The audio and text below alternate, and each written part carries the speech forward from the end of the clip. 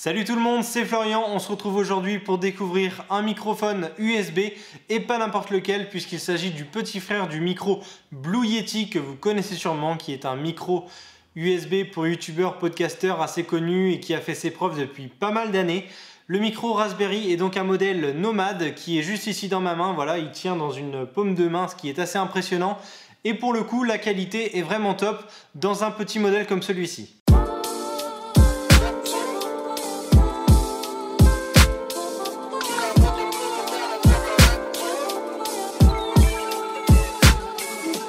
Dans la boîte, on retrouvera avec ce micro une petite sacoche pour le protéger, un câble micro USB vers USB pour le brancher à un PC ou à un Mac par exemple, et aussi un câble micro USB vers Lightning, puisqu'on peut aussi le brancher à un iPhone, à un iPad ou un iPod par exemple. Il est fourni également bien sûr avec son petit pied amovible, voilà, qu'on retrouve et qui peut se tordre un peu dans tous les sens. Comme ceci, on pourra l'ajuster. Après, bien sûr, si on le met un petit peu de façon bancale, il va tomber évidemment parce que le poids du micro va le faire tomber. Mais il est assez modulable. Et lorsqu'on le replie, vous voyez, on peut protéger les boutons qui sont de chaque côté. Ces boutons d'ailleurs, je vais en parler dans un instant. On a du côté gauche le contrôle du casque qui est ici. Et de l'autre côté, côté droit, on a le contrôle du micro. On gère le gain avec cette molette.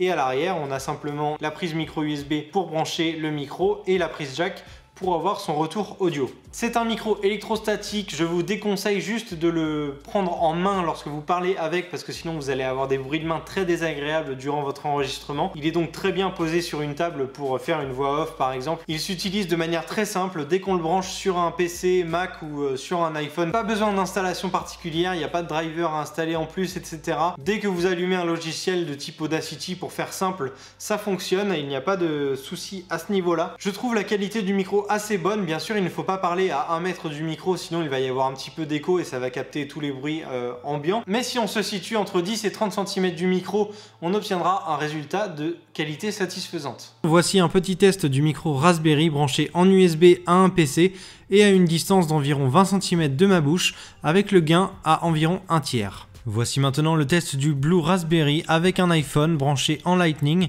Je suis toujours à une quinzaine de centimètres du micro et avec le gain à 1/3. Pour parler des détails qui m'ont un petit peu déplu par rapport à ce micro, c'est au niveau des molettes de chaque côté. On n'a pas de graduation, on n'a pas de crantage pour savoir exactement lorsqu'on est au minimum ou au maximum par rapport au gain du micro par exemple. C'est un petit peu dommage. J'aurais voulu pouvoir régler précisément mon volume de casque et mon volume de gain grâce aux molettes, mais ce n'est pas le cas. C'est un petit peu à la louche à chaque fois, c'est dommage. En termes de prix, là encore, un petit peu déçu. Il est aux alentours des 200-230 €. Ça me paraît un petit peu cher. Mon verdict concernant ce micro Blue Raspberry, eh bien c'est un micro qui est destiné aux gens qui bougent beaucoup, je pense, des gens qui ont besoin d'aller sur le terrain, de faire des interviews, de faire des voix off en déplacement. Ça se branche facilement à son iPhone, à son iPad, à son iPod ou à son ordinateur portable en USB tout simplement.